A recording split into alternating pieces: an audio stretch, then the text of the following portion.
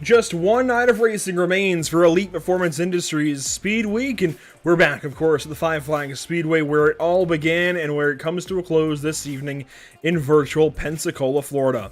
We're so glad you're joining us here at Pit Stop TV. It's truly been an exciting week of racing, and we could not be more proud to be bringing every single day of racing to you, including this final night on night number 7, Sunday, December 11th. It's been so much fun.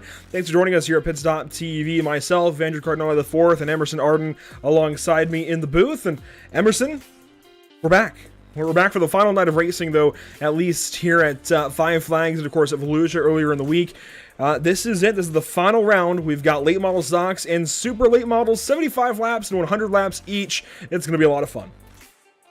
Absolutely, and thanks for having me, Andrew, for 6 of the 7 nights this week. It's been an absolute blast to kind of get a taste of a bunch of different short track disciplines of racing that, you know, most iRacers, myself included, that they don't really get a true taste of. And we've had some incredible drivers. These fields have been pretty stacked as well. Giving off some great racing, putting on a good product and a good case for these cars to be given a little bit more love in the future.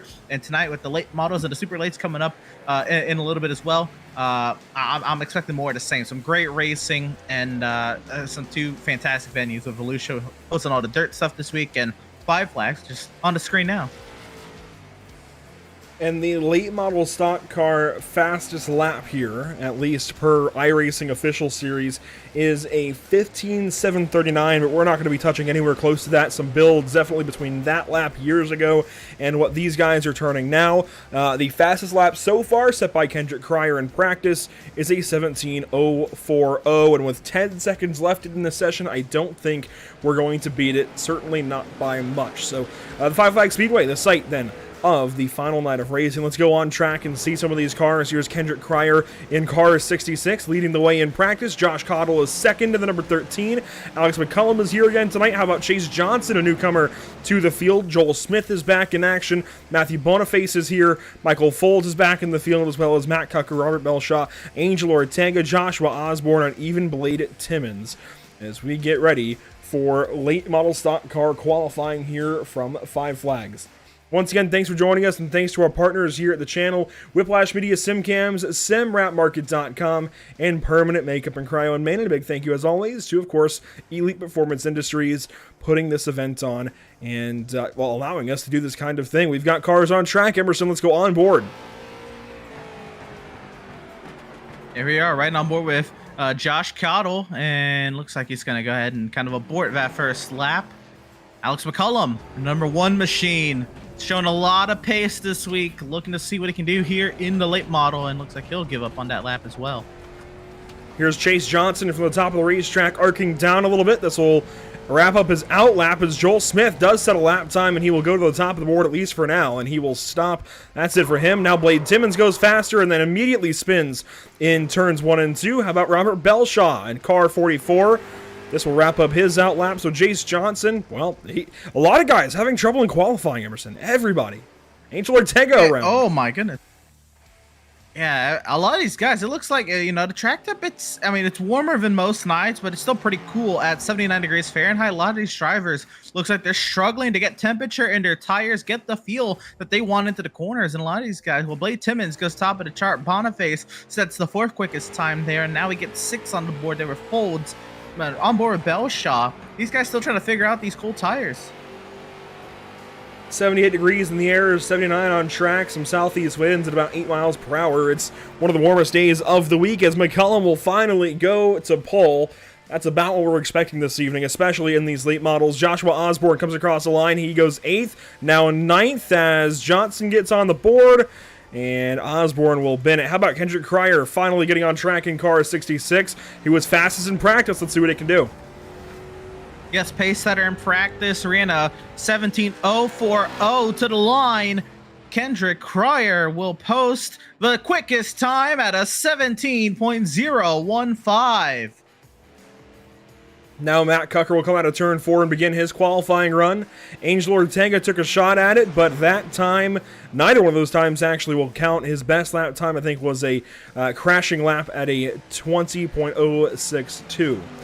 Here's Cucker in 3 and 4. just giving up this lap time, warming up the tires, maybe a strategy other drivers could have employed, but Cucker going to give it a shot on this second lap of his run. First lap on 17.860. That is 0.8 off the slowest time so far. But this time, in turns 3 and 4, Cucker right back down to the bottom side in car 112, and up and out of the corner, Matt Cucker to the line. It's faster, but I don't think it's fast enough for Paul. It's a 17.104, and that will put him fourth quick. Certainly nothing bad out of Matt, but a little ways off of Paul for sure. But the times he just beat Andrew, look at the deficits in between 4th and 7th. 2 1,000s, a tie for 5th. 7th is only 9 1,000s off. He just got himself ahead of some very, very tight competition. That might help out here. Definitely, you have that kind of fall off from pole. Really, first and second in qualifying, very, very close. Cryer and McCullum both ran 17.0s, low 17.0s at that. Blade Timmons is a few hundredths off of them. And then you have that kind of exactly 1/10 off of 4 drivers within nearly 100th of a second. Matt Cucker, Josh Cottle, Joel Smith, and Matthew Boniface, all from a 17.105 to a 17.117. That is 12 1,000ths of a second separating those 4 drivers. And then even Chase Johnson and Mario Ercolani are very close. And then these guys kind of spread out a little bit more with Michael Folds, Robert Belshaw, and Joshua Osborne, and of course Angel Ortega as well, as he will tack on to the rear of the field despite his unfortunate issues here in qualifying. Emerson, let's talk about some upcoming broadcasts here on the channel as we wait for qualifying to just kind of wrap up, the timer to expire. Here we go. We well, it looks like we didn't quite update it, so actually that's even more fun, because we'll update it between broadcasts, and this actually still works, because later tonight we have Super Late Model Racing here for the final night of EPI Speed Week, but we have a surprise coming for tomorrow night, Monday at 7 Eastern. It is EPI related, that's all we're saying though. Otherwise, Emerson, a very important Wednesday broadcast, and round number 3 for the NARL GT3 series on Thursday. Absolutely. It's the championship finale for the Outlaw Sim series. It's been 36 long weeks. Well, actually even longer than that. Since the beginning of February, these boys have been cranking it out with these next-gen cars, open setups, learning the cars as we go. 7:30 p.m. Eastern. Scott Bailey, Jonathan Jennings, Max Service, Seth Berger duke it out for the Outlaw Sim Series Season 3 Championship. And, of course, Canadian Tire Motorsport Park, great Canadian racing venue with the GT3 cars. North American Race League never ceases to disappoint, and that'll be Thursday at 8:30 p.m. Eastern. We invite you to follow along with Pit Stop TV on social media for everything Pit Stop TV, as we do have some pretty cool stuff coming over the winter, it seems like. And Facebook, Twitter, Instagram, YouTube, and Twitch, the whole lot of them. You can follow along with everything Pit Stop TV. Let's go down our starting grid this evening. On pole, we saw that qualifying run out of Kendrick Cryer. Car 66 will lead us to the green with Alex McCullum, I think the winningest driver this week. Certainly starting from second position. Starting third, it's Blade Timmons in car 11. Matt Cucker will roll off from the 4th position. Starting 5th, it's Josh Cottle in car 13. Joel Smith will start from the 6th spot. Starting 7th, Emerson, it's Matthew Boniface. Chase Johnson starts from 8th, and around at your top 10, Mario Ercolani in position 9 and Michael Folds in position 10. Row 6, P11 will be the 44 of Robert Belshaw. Starting 12 will be the 5 of Joshua Osborne, who we saw take a little bit of a tumble there in qualifying. Our admins there, Luke Baldwin and Ryan Nardone. And starting 13th and shotgun on the field will be Angel Ortega there in the 10. And similar to what we did last night with this kind of daunting view with Joshua Osborne, this time the view is all Angel Ortega's. Every single car in front of him, it's got him lined up on the top side. I'm sure he'll move down to the bottom for the start of the race, but this is a difficult place to start a race from. Yeah, absolutely. Again, we saw, Andrew, just how tight those times were in qualifying. Even though that maybe not necessarily everyone's going to be running, the Kendrick Cryers and Alex McCullum lap times, the midfield is just as competitive with one another. It's going to be very hard to find your space on the track if you're trying to move forward. Angel Ortega got one of the biggest tasks today if he wants to move up in the running order. Weather conditions for this one, they haven't changed much at all. Still 78 degrees in the air, 78 on track, and winds have calmed down a little bit, now moving to the easterly direction versus the southeast. Drivers rolling off the grid. Let's go through your onboards in this race. Mario Ercolani, he's got our nose cam. As we roll off from the pacing field, Joel Smith, of course, he's got one of our gearbox cameras. Everybody has the same cameras, but here's Matthew Boniface with our roof cam looking forward. And Emerson, these all give great perspective as to what's going on track. Absolutely. Sometimes, from the TV cameras, the outside cameras, you don't really get the full story. But when you get up here inside the car, alongside the driver, like you see here with Josh Cottle, you get to see a little bit more of the story, see where the contact really was, or who did really what on board Alex McCullum's right side there, looking back, and now on the front dash of Matthew Boniface's car. Yeah, a lot of great vantage points for sure in this field, and we'll be bringing all of them to you this evening, of course, brought to you by Whiplash Media SimCams. Car 66, Kendrick Cryer, he sits on pole for the late model stock cars, 75 laps the distance. We're going to turn all 13 of them loose this time. Green flag here at 5 Flags.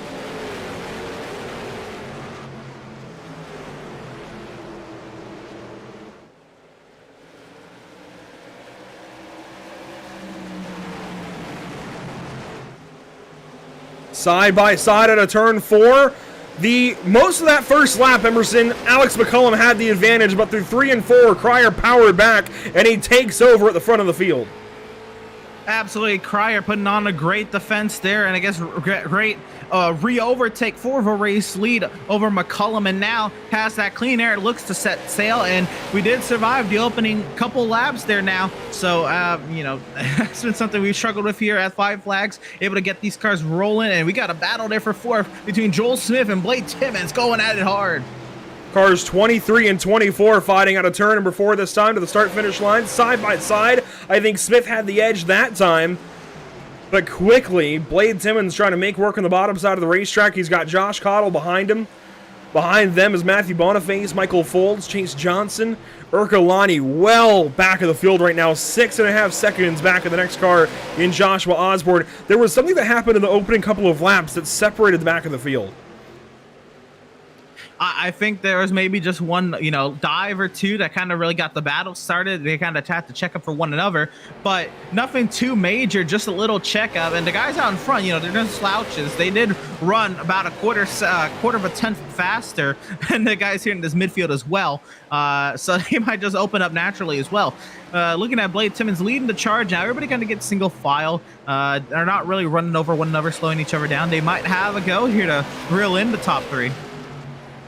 We had a battle brewing at the back end of this line that is simply kind of fizzled out. It's only lap 7 of 75. These guys want to get some laps in, and one of the cleaner starts we've seen for sure.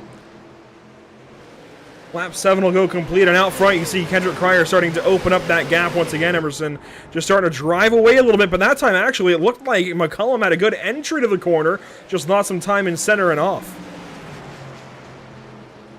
Yeah, McCullum, he's there, and he's got to keep himself in it, right? Just don't take yourself out of the race. It looked like you're starting to open the gap early here on Matt Cucker. You just kind of keep doing your thing, and we have this battle continuing on. This for the 4th position, now 5th, between Joel Smith and Josh Cottle. This actually is Blade Timmons defending on the top side in the 23 car. He's doing a great job of it so far. Keeps the position that time, but we also saw Timmons get by Joel Smith doing exactly what Cottle is doing, working the bottom side and just working and working and working and eventually finding the edge over the car on the top side. Yes, you can defend from the top, but eventually it's just going to wear out. You'd have to keep in mind, the outside does wear out the tires a little bit more on the sim. Just kind of they're traveling the longer way around, and Cottle trying to muscle his way by. He gets through and clears to that 4th position over Blade Timmons. Timmons tries to fill in behind, but under heavy attack from Joel Smith for that 5th position now. And now there's a battle back here with Matthew Boniface up top of Matthew Folds. Boniface gives that position up, so these guys getting in line, trying to get through this race. There's a problem in the back. Belshaw turned around, and this could be our first yellow, and yes, it is. Yep, caution on the speedway, and he was racing back there with Osborne and Ortega, and oh my goodness, the safety car coming at a full rate of speed right into your living room. And there's a problem racing. This was, let's see, it looks like for the 11th position between Angel Ortega and Robert Belshaw in car 44. So this backing up about a lap from the incident. You can see they're pretty close together, but again, this is well at the back of the field behind ahead of Joshua Osborne, rather. So I think this might have actually been for 10th, and just a little bit of contact there. Ortega gets into Belshaw. Belshaw goes around. Ortega goes to the bottom, and that is our first caution of the evening here for the late model stock cars at Five Flags Speedway. Yeah, it looked like that Belshaw kind of took a little bit of a wider entry into turn 1 than he needed to. He kind of had to slow up a little bit more by the center of the corner, and Ortega had a nicer entry, but got in there too deep, got into the back end of Belshaw. They both go around. Oh, I'm sorry, Belshaw goes around, but they both get EOL, so, you know, they're both going to be at the back of the field and feeling the wrath of that, though. Ortega did just start back there as well, so it's just a reset for the 10. Here's the onboard from Angel Ortega. They'll have about 60 laps to go at the restart. And Belshaw got down on the bottom early into the corner, and I don't know if he just overslowed a little bit, but you know, it's his line and it's Ortega's job not to hit him, and unfortunately Ortega could not do so. And unfortunately, a little bit of contact and they go around. But up front, Kendrick Cryer still the race leader. Not much changing in that regard. And Matt Cucker, it looks like, I'm sorry, third. I was going to say, he's been so quiet that I forgot he was even in this race. Third position right now. Very quiet. I think we've got 3 of the best short trackers on iRacing in the top 3. Absolutely. Again, these fields all week have been stacked. This is going to be another great field to watch them duke out here. This time we're going to have 59 laps to go on the restart, and we'll see if McCollum can get by Cryer here. 60 laps to go, and that becomes 59. Green flag back out at Five Flags. It's a big jump for Cryer. And it's a big enough jump for Cryer that McCullum gets down underneath and into the second spot nicely and safely. Cottle, though, on the top side of Cucker. This is battling for third spot. And Cottle putting up a great fight. Yeah, Cottle nearly muscles by, nearly clears. He's gonna, if he can get that throttle down out of 2, he can't. Cucker stays down there and is trying to keep that nose down there. Can't let Cottle get clear. Cottle fighting hard on the outside. The field races by our speed shot, and Cottle finally gets clear of Matt Cucker. The side-by-side is now between Blade Timmons and Joel Smith here. This is for 5th position with Chase Johnson closely behind. And Johnson, this is his view right now. He wants to go by both of these guys if he can. There's just nowhere for him to go. And it's so inviting there. He even had space if he wanted to take it 3 wide, but that is just driving in a little over your head if he were to. So he plays it safe. He thinks better of it. He'll ride through, see if he can get that first spot here on Joel Smith as he looks to the inside of that 24 and see if he can set himself up to the inside of Timmons as well. So Johnson making up time. He slides in as Smith slides down, and now Johnson looks to the inside of Blade Timmons, trying to take his machine to the white line, and he will do that. Sticks his nose underneath, and is certainly there on that 23 car. Yeah, Chase Johnson emerging as one of the primary battlers here in the midfield team that can get to the inside of Timmons there. Smith now back to 7th, trying to hold off Michael Folds and Matthew Boniface. Single file and looking like the run there for Johnson. Trying to get the nose in there, and he does. You can see Folds behind these guys, even Boniface back there. But here we go. Chase Johnson to the inside of Blade Timmons. This is for 5th position. By the speed shot that time, and you can see they're still side by side for 5th. Now way up the racetrack is Folds as Johnson pedaling it. He gets into Timmons. We're maybe going to have a crash. They save it. What a catch. What a catch. Wow.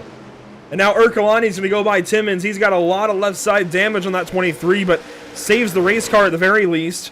As now Johnson has to deal with Boniface. This is for 7th spot, and I think Johnson's going to have to give this one up. Yeah, he just might, and who knows what the state of his car is, if he has any real, like, impacting damage on that car. That hurts for Blade Timmons. Because he was doing a fantastic job up there in 5th and just kind of gets booped out of the way. But the train that was lined up behind shuffled all the way back to 10th. Johnson tried to get down in front of Ercolani, but Mario gives him no room and will fill that gap instead. And Johnson's still trying to kind of work his way down slowly. He might be able to do so here in 1 and 2. Still no opening. He is really trying to muscle his way down the racetrack, trying to hang off the wall a little bit, maybe try and, scare Mario into lifting, but it's not going to happen, as Mario will fill that gap. Side by side they stay, and Ercolani wants that 7th spot. 8th rather. Ercolani is steadfast on not giving up the lane that easily to Chase Johnson. Johnson's going to really have to use up his stuff if he's going to get cleanly around this 41. Ercolani driving, and we got a car who caught the wall there. Michael Folds loses a spot there to Boniface. Yeah, side by side now, 2 rows deep, as Boniface goes down to the inside of the 09. Struggles for grip there in center of the corner. They both go up the track, but Folds really going to have to pay the price, as he's going to lose that position as Ercolani finally noses ahead of the 83, or rather 57 of Chase Johnson. Folds, though, he finally gives that spot up, and the side-by-side continues as Johnson that time gets the fence. You see the puff of smoke. Johnson still fighting hard on that outside. Ercolani, he has worked his way higher and higher up the side of Johnson's car, and now Timmons looks to the inside of Chase Johnson. Again, they just made contact a few laps ago. Yeah, I wouldn't expect anything out of these guys. We're working up to halfway in about 6 more laps, and still plenty of racing, plenty of time, and the payouts back here, they're not really worth doing that kind of thing over, but Ercolani, he goes up the racetrack a little bit, nearly got in the left rear quarter panel there of the 57 of Johnson, leaning on each other nearly, and that time contact. And finally, Johnson gets down to the bottom side. Yeah, there the bobble from Ercolani up out of 4. They made contact. Ercolani had to lift to catch the car. Johnson clears his way into 8th, and Ercolani still driving it deep into the corner, wants to get to the bumper if he can. A big lunge that time out of Mario. He's going to have to settle for 9th for now. Driving way down the racetrack, nearly on the apron. These guys now are 5 seconds behind our race leaders at a turn number 4. Kendrick Cryer, this is all the gap he's got over Alex McCullum. They have been steadfast in this running, Emerson, since the drop of the green flag for the restart at about lap 17. They've done that many laps now, 17 laps since the drop of the green once we got back going, and this is impressive. Absolutely. And it's been some fantastic racing as well. It's not like these guys are just, letting one another take spots with ease. They are putting up some great fights. And with the lead, I feel like we've seen this episode way too many times, Andrew. How many times, especially with McCullum himself, has McCullum just kind of had to sit and stalk the leader, waiting for that opportunity and pounce when the time is right. We've seen it a lot, I think, throughout the course of the week, where somebody's maybe got the little bit better qualifying setup, somebody's got the better racing setup, and they go 1-2 in qualifying, but that driver with the better racing setup, he doesn't fire off of the green quite as nicely. But that's short track racing, right? That's exactly what you look for in this kind of thing, where that driver has to work to get by the driver who put in the work in qualifying. It's just short run versus long run. You see that kind of thing, and this is what racers love. This is what race fans want to see. This is exciting stuff between McCullum and Cryer right now. Is you just have to watch it over the course of a battle, right? You look at it in one lap in a vacuum, maybe it's not as exciting. They're just kind of following suit. But if you watch these guys and watch how McCullum tries to wear on that 66 over the course of 30 laps, it's a lot more exciting.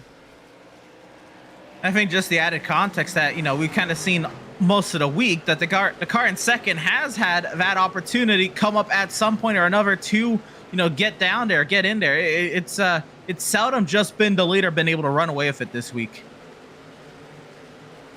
While the leaders spread out, here's Folds and Johnson. Johnson cuts back down the racetrack in front of Michael Folds, trying to defend. This is for 7th position. You can see Timmons has gone on by Ercolani for 9th. Michael Folds wants way by. Folds looked up high there, entering turn 3, tried to cut underneath through the center of the corner. Johnson holding station there, just up on that white line and sideways as Johnson through the entry and center of the corner. That's going to allow Folds to take advantage of it. To the inside goes the 09. Oh, contact there, and Johnson's going to go around. We've got to stack him up on the front stretch. Johnson ends up being turned back straight to save it. And I'm sure he would have rather gone around out of all of that and caught the yellow at least. But all of these guys lose a bunch of time. Now Johnson 8.1 seconds behind your leaders as Folds took a lot of nose damage. Ercolani went by. Even Timmons got some nose damage. but we stay green. Johnson figured out how it feels to be used up there. That was crazy, but also got saved, just like the incident earlier with Blake Timmons. And these guys are battling for the last 3 positions, and look at the time they're having. This is fantastic to watch 3 guys just having some fun at the back of the field, trying to sort these spots out as Angel Ortega works to the inside of Belshaw. They made contact earlier for the lone caution of the evening so far. All the while, Joel Smith and Matthew Boniface, this is their fight. Here they go for that 5th position. Boniface trying to roar to life here on the long run. How tight they got there out of turn 2. Neck and neck through the center of 3 and 4. Side by side to the start finish and across the speed shot onto lap 47 for these drivers. And there we go. Joel Smith slides it behind Boniface, wants to cross him up, and a little bit of contact. He will get down to the inside, and he will stick his nose underneath the 95 of Boniface, looking for this 5th position. Joel Smith might get it down here in 1 and 2. A beautiful move out of the legend car driver. Absolutely, that was some phenomenal driving and a good old little bump and run, though not really a run yet. Smith's trying to fight off now. Boniface on that high side. Joel trying to roll that bottom. I know a lot of people shy away from contact, but that was finesse. To get into somebody just a little bit, and I'm sure it wasn't even intentional to begin with, but to get into somebody just that little bit in the left rear and just kind of scoot them up the racetrack without crashing them or even getting them that sideways, that was beautiful out of Joel Smith. And it might have been accidental, but sometimes it's the best kind of move in racing is the ones that happen by sheer accident, and Joel Smith gets on by, as we'll have 25 to go here in just a moment. Joel Smith back into P5 as Folds and Timmons will fight back here for 8th and 9th. Great racing all over the track here at Five Flags. Absolutely. Again, phenomenal venues chosen this week by EPI and some great car and track combos. And back to the inside there in that battle. That was tight going into 1, but looks like the 09 there of Michael Folds holds off Timmons. Joel Smith going to keep this 5th position for now, and it's worth mentioning that Matt Cucker, since restarting and losing the position to Cottle, unfortunately, has been able to do nothing with it. 1.7 seconds now behind car 13 and continuously losing time. And the former short track racer, gone NASCAR hopeful, I suppose. It seems like definitely maybe needs to run a few more short track races. I know it seems, he's kind of admitted that he's a little bit rusty this week, and it shows, but it also shows that he's still very, very good at what he does, Emerson. Running in the 4th spot, not really losing much time. I would probably be lapped 2 or 3 times by now, so if that's any kind of gauge here, Matt Cucker is still very, very good at what he does. Oh, absolutely. Matt Cucker is a very great driver, very good driver. Absolutely a great. Seen him do, numbers in short track races all across the sim and the officials. But it's kind of unfortunate. This episode has happened a couple times before this week, where Cucker, he's had the great short run, a pretty decent qualifying, and over the course of the long run, it has just not been his way. And in this race, started 4th, currently 4th, so really not losing too much, but he got that position at the start of the race and, held it until that first caution and that first restart, as we are inside now of 20 laps to go for the late model stock feature this evening from Five Flags Speedway. Up front, your race leaders still only a couple of tenths apart. They've narrowed back up as McCullum works a little further to the inside that time than Cryer, but they are quickly nearing lap traffic, Emerson, and that's going to spice things up. You're right, Andrew. I was going to say that. This is one of the longer races of the week, Andrew, so lap traffic has not typically been an issue, but the rate that these guys are catching in Cryer and McCullum, they're battling, but not really side by side or slowing each other down. They're going to catch lap traffic. It could play an impact in this battle, depending on where they catch them. McCullum very close to the rear end there of the 66. Only 16 to go when they get to the stripe. We have definitely closed in on the end of this race very, very quickly. 16 laps to go that time by for Cryer and McCullum, and Cottle is within a second of each of them. So if there's any kind of mistake here, whether it's using one as a pick or what have you with the lap cars, Cottle will be all over it as he even closes in that time just a little bit through turns 3 and 4. The slow car of Osborne directly in front of Cryer now by only a few car lengths.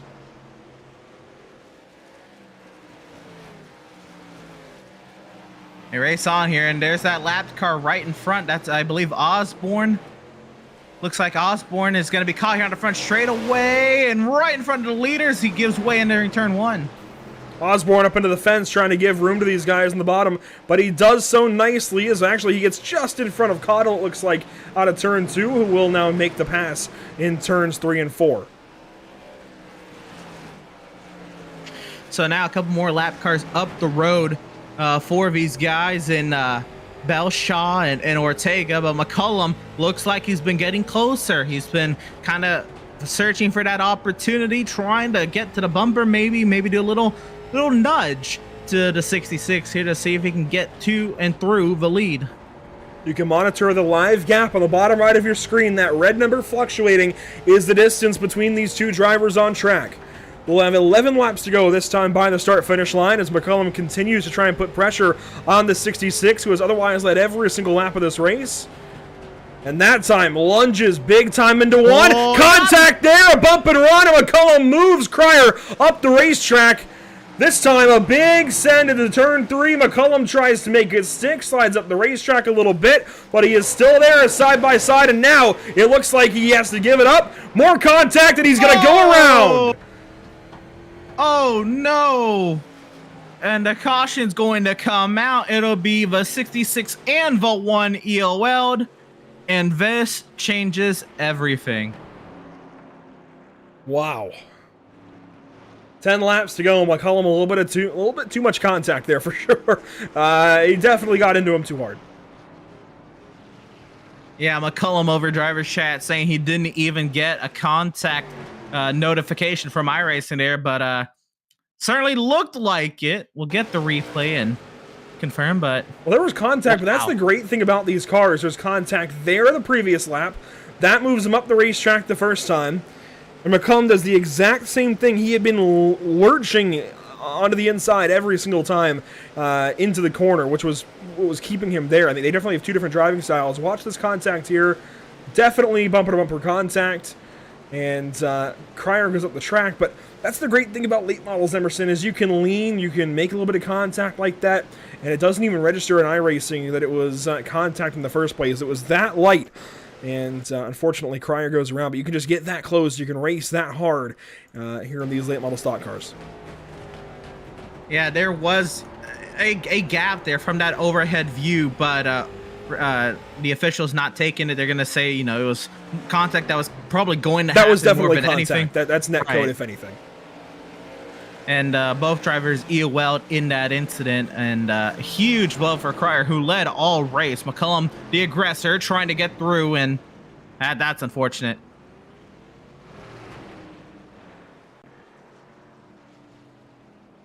So we will have inside of 5 laps to go, it looks like, as Josh Cottle will be given the race lead out of this. That's the big thing. It is suddenly you've got now a race leader who has not led to this point, and 2 drivers that really want this win in the back of the field with limited laps to make it happen. So we'll have 6 laps to go that time by. Pace car lights will stay on, which means we're going to burn 1 more lap of caution. Oh, they've been extinguished there, so we're going to double up. Yeah, as soon as I say they're on, race control changes that, says let's double up, let's go racing this time by. We will have exactly 5 laps to go then. Osborne back on the lead lap. Cottle your leader, Cucker on the outside, then it's Joel Smith, Matthew Boniface right behind, out of turn 4, green flag is back out, 5 laps to go for the late model stocks.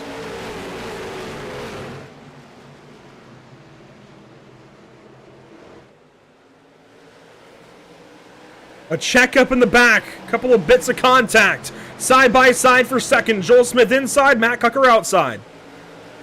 McCullum's already driven his way up to 7th. This battle for second, though, continues on. Cucker on the outside, trying to see if he can power around the 24, Joel Smith. We got cars in the wall. McCullum up the racetrack, side by side now for 5th, as the top 4 get single file, and Boniface goes up the racetrack, and we've got crashing behind. McCullum is done. Maybe too much damage there, and Boniface also got driven into entering turn 3. We race on. Now 3 laps could come into 2. Does Cucker have anything for Cottle? Cucker sliding back, just trying to keep the tires underneath him. Popsicle sticks that time from the flag stand. This is going to be huge if Cucker can get there. He's got to, if he saved any tires, he's got to use them now. Coming around a half a mile to settle it. White flag is out this time for the late model stocks at 5 flags. White flag presented by Whiplash Sim Cams. One more attempt from the 12 car. Does he get there in turn 3? Matt Cucker sends it in, but it's not going to be anywhere near enough. And Josh Cottle is going to victory lane in the late model stock cars at 5 flags. Fantastic stuff. Cottle worked his way past Cucker early on in this race, sat and waited for the opportunity, and that's what you do in that third place position. If the 2 leaders are battling it out, you wait for your opportunity, you sneak in, and you take it away from him. Cottle takes that win and absolutely earns it. Beautiful stuff for Josh Cottle. Just absolutely how you want to do things, right? You know how you want to win. I guess you want to dominate for sure, but in the event of running third, that's how you want to get it, right? You want those guys to make a mistake, and you to be this sole driver that just doesn't have an issue. Goes out there, drives away on the restart, and wins this thing. Let's go back and get a replay as to what happened on that restart, though. There was a lot involving McCullum and others. Oh, yes. McCullum had an insane start, drove his way up to 7th, and then Boniface was contacted, and then McCullum was contacted, and I mean, there was cars everywhere. Here's the replay. McCullum definitely got the lean back on these guys, got some positions, and into turn 1, you can see how he quickly works into 8th spot. Johnson goes up the racetrack, that gives him 7th, and then what happens down here in turn 3? McCullum, in that black and yellow one, walks it a little bit in center. He's all fine, but in turn 1, something changes. And car's going around back there. Oh, wow. I think he just decided that was it. It's really odd. Not entirely sure there. Yeah. We'll get a replay on board here for McCullum. He was so good in this race, sat second pretty much all day long. And here's the replay with Alex McCullum out of New Jersey. Listen. Yeah, I honestly believe he just called it quits.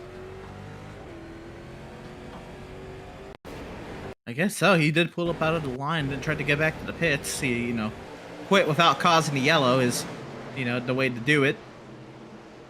Cryer, meanwhile, will go from the back of the field here to end up finishing 8th. We'll get the full results in a moment. But this is what happens at the back with Belshaw and Ortega. Belshaw at the racetrack in 3 and 4. Ortega in the middle. And Cryer actually gets into Belshaw as Belshaw squeezed him. Oh my goodness. And there was big contact there for the 44, but no caution out of all that, and he just ends up towing. Wow. And of course, we saw the rest from there. So that is your late model stock race, ladies and gents. We have got super late models on the way, but let's go ahead and talk to your drivers up front and your top 3 as Josh Cottle goes to victory lane this evening. And Josh, you did not lead most of that race. You end up just being in the right place at the right time, but that's how you have to win races sometimes. What did you see from your perspective? Those guys were so much faster, man. I was just hanging on. Definitely, a little lucky on our side, but that never hurts. But I was just hanging on, and I saw Alex got into Cryer. I don't know what really happened there, but just thankful for the finish. And you took advantage of a few restarts, actually. The initial start, you got up into the 4th position. The first restart, you got by Cucker to move into 3rd, and then you just waited on that yellow, some 50 laps or so until you finally got it. What was the mentality there on that last restart? Just try to get a good enough launch. Try to be in front of these guys and just hang on. I feel like Coker was saving, but then he said he was a little loose, but I'm very happy with it. It sounds like $75 coming your way. How nice does that feel? Feels very good. Thank you to Tyler for putting on this race. This was actually a lot of fun. But yeah. And that's exactly what I think Tyler needs to hear more of, is this was a lot of fun, especially in Week 13. I know there's a lot of new cars and tracks and everything, but how much fun is it to just reconnect with grassroots racing in this way? Of course, you guys run short tracks a lot, but to have this kind of week-long event, I know you didn't run a whole lot of them, but still, it sounds like everybody enjoyed it. Every race I've done so far has been a lot of fun. The Miatas was amazing. I was very shocked at how good that was. I'm not a big dirt guy, so I decided to not step out of those and not be a wrecking ball. But every race I've done has been really fun. Thank you to Tyler for putting it on this week-long event. Well, there you go. There you go. 8 very important laps led here for Josh Cottle in late model stocks. Buddy, congratulations, and hopefully we see you repeat this kind of performance in the super late models. Yep, thank y'all. Thank you for doing the broadcast, too. There you go, Josh Cottle this evening with a race win in late model stock car action. Now let's go down to Matt Cucker. We've talked to him a few times this week, Emerson, and he goes P2. Yeah, Matt Cucker, again, a little bit of a weird race. He's fired off pretty well on the short run, got the third. Over the course of the run, you fell to fourth, but you end up with second with the leader's misfortunes. Matt, tell us about the race. I mean, better lucky than good, you know, that's what they say. And today, that's what we were. We were better lucky than good to be able to come out with a second, because I didn't have nothing for the top 3. I was just too free. And I was hoping for a late race yellow, hoping that I could cool off my tires and I'd be all right for the short run there, but it just wasn't enough to run Josh down. Yeah, there in that last racer, you really had to duke it out with Joel Smith. How was that like, and how'd the outside play to your advantage? Oh, the outside, late in a race like this on old tires, it's you have more of an advantage out there. I mean, we saw it on, when was it, Thursday night with the trucks, where he got to my outside and I just could not get by him, and then I got loose. So, I mean, at the outside, this late in the run, it's the place to be. But I'm glad Joel ran me clean. He didn't slide up or nothing, and we were able to come home second. Coming up here in a few minutes, we have the super lates for 100 laps around here. I'd imagine you're running, so how do you feel about your chances? I'm actually not. I mean, I haven't, the supers, I think I ran, last time I ran them was Snowball Derby, and I mean, I think I got like 7th or something, but so it wasn't that great, and I didn't feel like I had a good chance at it, so I figured, you know what, we better not run that, and we'll just stick to the late model stock, and yeah. Well, there you have it, Matt. Another second place finish on the week. It was a great run there, and you come out with a little bit of money as well. Congratulations on the second place finish, and yeah, keep doing what you're doing, man. Thank you. There you go, Matt Cucker, P2 this evening, and it sounds like that's the only time we'll see him. Rather unfortunate there, but let's bring in third place finisher in late model stocks, Joel Smith, with a nice run in car 24. And Joel, I know at a few points you were battling for 7th, 8th, sometimes 6th, 5th, but at the end you finished third. How'd that happen? Really, we just got lucky. I felt like I was just struggling with tight the whole race, and then I started opening up my entry and it helped me. But as soon as Cryer and Alex wrecked each other, I was just like, okay, well, you know, let's go try to get a top 3 here and make sure we hold it. And that was really clean racing with Matt. That was really fun racing with him. A different... sorry, go on. It was just, we just were struggling a little bit that whole race. I just felt like we kind of had like a 5th place car that whole race, and then yeah, we got lucky with that third, but yeah. And Joel, you guys had a different car every single day. Obviously, you know, you can do that in iRacing already, but a lot of guys do stick to just a few cars each week, or sometimes the same car. What is that like every single day, changing up different cars? In fact, most cases, 2 different cars every single day. You got to keep yourself on your toes. Yeah, you really do. It's difficult most times, because then you got to go from, like, basically example like a super to a late model when they're 2 completely different cars. It's challenging. It's a big step. Like right now I'm about to go run the supers, but it's a really big step from like, it's just a big change really. So. And obviously, your legend career in real life, it's kind of flourishing as you work with EPI and everybody else to keep moving up. Are late model stocks something on your radar here soon in the next couple of years? Yeah, hopefully we can maybe run a race or 2, maybe like in a few years or something. But I would love to be one of these in a few years, and that'd be a really big goal for me at least. Well, I can definitely see an all-blue late model stock car going around Hickory or something with that big, bright yellow 24 and EPI logo on the side. Congratulations, P3. We'll see how you do in the Supers. Maybe a couple of spots better. Yeah, hopefully. Thank you, sir. Appreciate it. Will Smith grabs a P3 this evening and grabs himself a little bit of extra side cash out of this one as well. Emerson, let's go down your full race results for the late model stock cars. Up front, Josh Cottle takes the win, and Matt Cucker has to settle for second spot. Joel Smith third, but I'm sure Mario Ercolani, after running about 10th place most of that race, is rather happy to take fourth. Blade Timmons there in fifth as well. Chase Johnson, Matthew Boniface, a lot of really interesting storylines. Yeah, absolutely. Chase Johnson, a fighter all throughout the day. Boniface shoved out there towards the end. Kendrick Cryer comes home eighth after dominating tonight. That is big heartbreak there. And hopefully Kendrick is coming back for the super late. They'll try to get a little redemption there. Angel Ortega comes out with a 9th place finish, and Josh Osborne with the top 10. And finishing a little further down the order, 11th is McCullum, Belshaw 12th, Folds 13th, and then a couple of admins there at the bottom of the field. Congratulations for them, at least beating guys that didn't race, I suppose, but a big thank you to Ryan Nardone and Luke Baldwin and all the admins we've had this week. Mario Ercolani adminning the first few nights, and of course Tyler Payne putting this entire event on with Elite Performance Industries. That's it for the Supers. We've got, for the late model stocks rather. We've got Supers coming up next though. Don't go anywhere. 100 laps of super late model racing coming up at Five Flags Speedway. It's going to be a lot of fun. The EPI Speed Week about to conclude.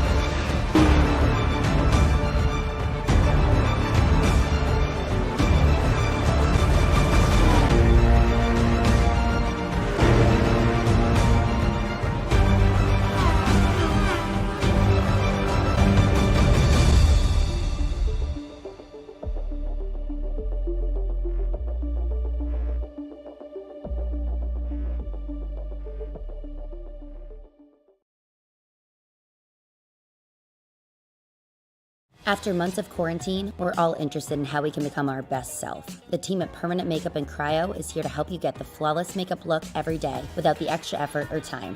When it comes to your appearance, you deserve the best care that money can buy.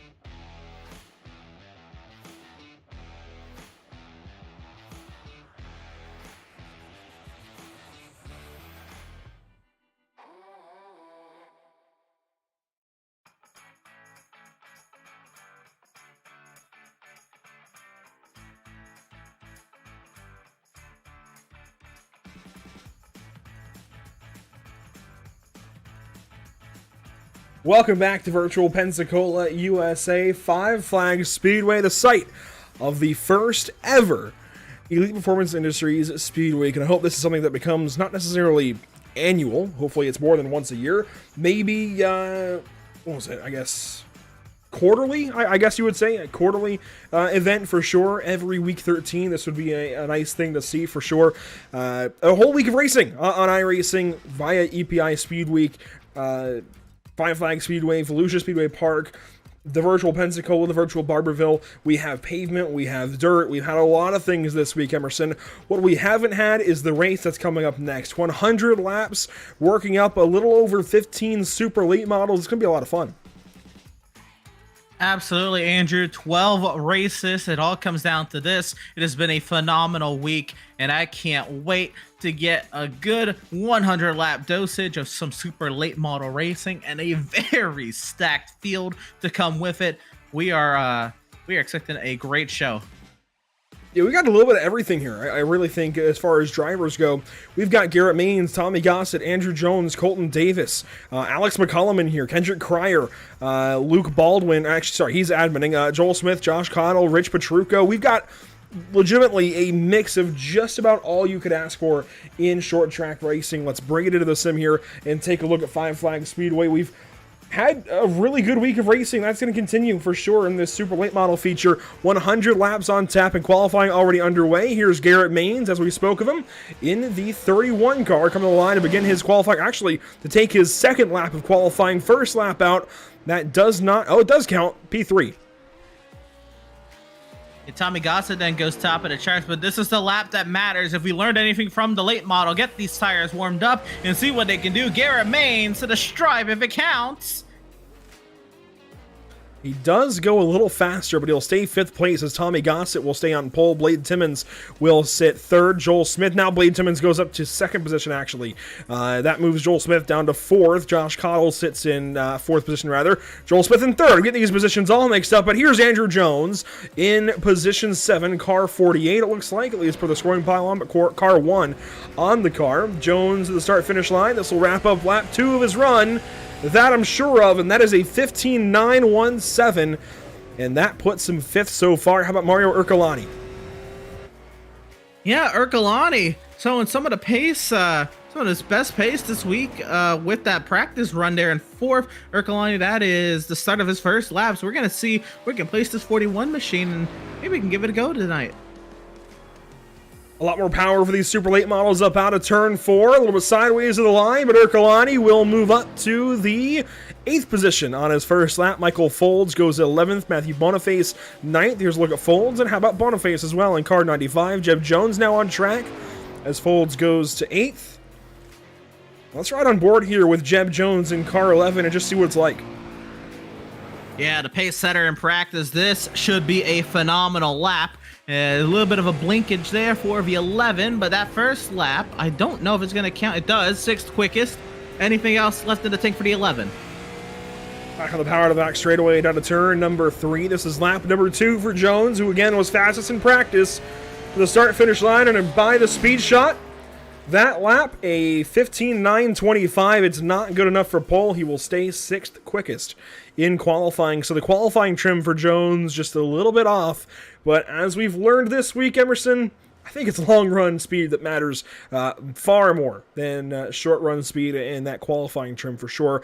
Alex McCullum, Joshua Osborne, and Rich Petrucco, the 3 cars that have not taken a lap time just yet in qualifying. McCullum, one of the most, if not the most successful driver of the week, had a mistake in that last race, got into the 66 of Kendrick Cryer, made some contact, turned him around, and to the back of the field it was, and hopefully he can recover from that. Yeah, absolutely. And unfortunately, Kendrick Cryer has also, he set the 13th quickest time, and he's out of laps, so he will not start any better than 13th.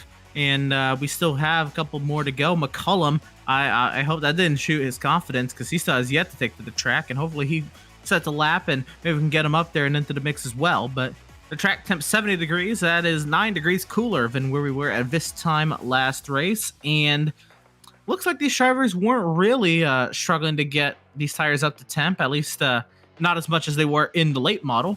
But still is going to be tough at a 70 degree track temp. The winds virtually 0 out of the West. Waiting on the qualifying timer to wind down, but it looks like no attempt out of McCullum, Osborne, or Petrucco, as they will all sit in the pits for the back end of this qualifying session. That's a lot of work then to do for Alex McCullum, who will start from 14th, 15th, or 16th spot. Same for Osborne and Petrucco. Let's take a look at the track map, Emerson. This is it, the final time we're looking at Five Flags Speedway this week and probably this calendar year. The Super Late Model's best lap time here ever in official racing on iRacing, a 15:005. These guys are at least within a second of that, but of course, newer builds have slowed things down a little bit. 15:834 is pole time from Tommy Gossett, so a little ways off of James Mielbachler, but still very, very quick. Absolutely. And is that the updated Super Late model? Because we have gotten an update to these cars last year, and they look pretty sleek. iRacing.com bringing its pace car out onto the racetrack as we have 100 laps. You saw the weather briefly a moment ago, right around that 70-degree mark, a little ways underneath it. So a nice cool night for racing for these guys, as not a single car on the grid yet. There we go. We're starting to get some cars there as Joel Smith and Josh Cottle are the first to the grid. Looks like Petrucco joining them as well. We will have 16 cars in this race, Emerson. Let's meet our starting grid. The first 8, they look like this. On pole, it's car 3, Tommy Gossett, alongside of Blade Timmons up front in car 23. That's your front row. Joel Smith will start from 3rd position this evening in car 24. Josh Cottle rolls off from 4th position. Andrew Jones, though, will start from 5th on the inside of row 3. Jeb Jones to his outside. It's the row of Jones in row 3 in car number 11. Colton Davis, though, grids up tonight in 7th spot with Garrett Maines starting from 8th. Row 5 and P number 9 will be the 09 of Michael Folds. The 41 of Mario Ercolani, I'm sorry, starts in the 10th position is number 41 Machine. Row 6 will find the 95 of Matthew Boniface. The 5 of Angel Ortega will start in 12th. Row number 7, it'll be the 66 and the 1 of Kendrick Cryer and Alex McCullum. The 2 fastest last race. They'll start from row 7. A lot of work for them. Back to row number 8. It'll be our 2 admins. And row number 8 will be Rich Petrucco in the 18 and the 40 of Joshua Osborne. 16 cars in total that'll be racing. And I think most of them have gridded up one of the largest fields we've seen this week. Tommy Gossett out front. That's going to be exciting here for the start of this thing. Blade Timmons outside. Then Smith, Cottle, Jones, and Jones, your top 6. Colton Davis and Garrett Maines out of the 4th row. That's going to be a lot of fun. Joshua Osborne and Rich Petrucco, Emerson, they've got the most work to do out of everybody in this field. This is the view from Osborne's perspective. He'll be starting to the inside of Petrucco on the very last row. Yeah, absolutely. And again, daunting. We've added more cars, second largest field on the day, but also, Andrew, tied for the longest race on the week. So, plenty of time to do lots of work here if you had 40 of Joshua Osborne. Osborne looks like a little bit late to fire that car up. He will do so now. So let's start with him, actually, for our onboard cameras. We saw him briefly, but here's the onboard on the nose of Osborne's machine. And here's the onboard on the rear TV panel of Tommy Gossett's number 3 car, the bumper, if you will. We've also got Blade Timmons right front here, right above the right front wheel. How about Andrew Jones, maybe, with the left front? This is, well, it's labeled as left front, but this is actually on the left side of the car, just barely, right to the right side of the driver, almost a driver's perspective, and keep going around the car. We've got the roof cam here for Joel Smith. How about Matthew Boniface here looking out the left side of his car? A lot of really, really cool cameras. Michael Folds to the right side of him. You can see, well, here we go. The right side of him, there you go. You can see the double O car of Ortega, it looks like, on the very top of the racetrack, ready to go racing from position number 12. Tommy Gossett's going to lead us to the green this evening for the 100-lap super late model race to wrap up Elite Performance Industries Speedweek. Green flag is out at Five Flags for the final time this week.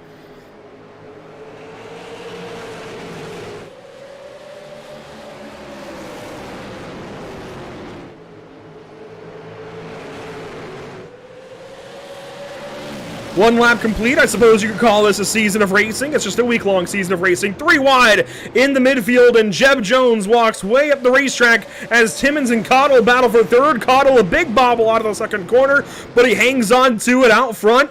Joel Smith, a big-time effort up to second place. Yeah, we saw Joel Smith. He was the heart of last race, really duking it out all the way from the middle, heart of the field to the front, as he ended up finishing third. Now he has to go toe-to-toe with Tommy Gossett. Tommy had a lot of pace in the truck race on Wednesday, but blew up after running a 2-gear setup. We'll see if he can have some better luck tonight. Tommy leading now on lap 4 of 100. He's had the lead from the start of the race as he started on pole this evening. Colton Davis and Josh Cottle do battle for 4th position. Davis takes that spot away. Now Cottle slides in. You see Garrett Maines there as well in position number 6. And Maines will look to the inside of Cottle briefly, not stick his nose down there, but he certainly wants to. Well, he might not stick it down there, but he might go through the rear end. He is hounding the back end and out to the inside of the 13. What a move. He puts on the pressure. Cotto says, enough of that. Let's get racing. And Maine's on through, and Cotto's now stuck on the outside. That allows Jeb Jones to go by. Here comes Andrew Jones with a look. And Andrew Jones will go to the inside of Josh Cottle, quickly sliding back his car 13. As Angel Ortega, Alex McCullum, they had some problems at the drop of the green. They're back here in 15th and 16th spots. Joshua Osborne has gone by both of them. Cottle, side by side now with Fold. This for 8th. Keeps going backwards. And Cottle finally finds his way in line, but if that's a long run setup, Vatfinger's got to fire off here soon, or he's going to find himself way deep in the pack and not really going to be able to work his way forward if he continues to drop that far back. He was really loose that time at a turn 4. We're right on board, loose again. I think maybe just trying to work his way back here as he's just trying to hang on to the car. I know in the modified race we heard from some drivers maybe they want to drive off the right rear of the car and use the right front later in the race, but I don't think that's the kind of thing that Cottle's actually trying to do here. He's just loose. Yeah, and maybe this is a setup that tightens up over the course of the run. Again, you know, very cold, right? So a very tight racetrack with the track temp being the way it is. And so maybe it was just set up super loose to counter that, and it may have been too much. A little further forward to these guys in the 4th and 5th position, Colton Davis and Garrett Maines, 2 big names in the world of e-NASCAR racing. Garrett Maines, of course, the pro drivers. We've got a caution out. Mario Ercolani on the inside of the front stretch, and it looks like his week of racing here for EPI Speedweek has come to a close. And he's left the session already. That's tough. I came into the session, saw him 4th quickest. I was excited, happy for Ercolani to bring that pace, and I thought he was going to have something to say tonight. And unfortunately, it's an early night. This the lap prior for Ercolani, and issues at a turn 4. It looks like maybe with the involvement of Matthew Boniface, who he goes by that time in turn 2. He was running 10th, it looks like, when it happens, and he just gets loose on all on his lonesome. Boniface nowhere to go, runs in the back of him, and Ercolani quickly done. Don't think he had to, quit there. I think that car was very much still capable, but I think the tires maybe, once you get a spin on them, they get really difficult to perform. And he's caught an early night. Boniface will continue on, but a lot of damage certainly for the nose of that car after running square in the back of Ercolani's number 41, and you can see the damage there on the nose of the 95. Yeah, that'll hurt. We'll see if he's going to be able to have that downforce to turn through the center of the corner. That's probably where he's going to struggle with a lot with the way it's flared out. 14 laps complete of 100. Tommy Gossett the leader, and it looks like we might be doubling up this time by pace car lights. Well, they'll stay on, but some of these drivers will double up. What I was going to talk about was Colton Davis and Garrett Maines, right in the heart of this field right now, Emerson. 2 big names in e-NASCAR racing, and Garrett Maines, of course, a pro driver, has that black license to walk into this one with a little bit of an ego, maybe. I don't think he does. He's a very down-to-earth guy. I've had the pleasure of meeting him a couple of times, but he could walk around with that ego if he wanted to, but he's running 5th, and he started in the 8th position. He's having to work his way through this field. There's no gimmies here in short track racing. Absolutely not. And again, this is I'm sure he's very, very well experienced in most disciplines here on the sim, but this is maybe more or less not what he runs on the daily basis. So, something to get a little used to. It's high horsepower, super late model stock cars. It's they're no easy feat to drive around here. These are some great drivers had too. Joel Smith on the outside of Tommy Gossett will take the green flag once more. Green flag is out. Lap 17 underway. Colton Davis quickly firing to the outside of Blade Timmons. He's got the spot for now.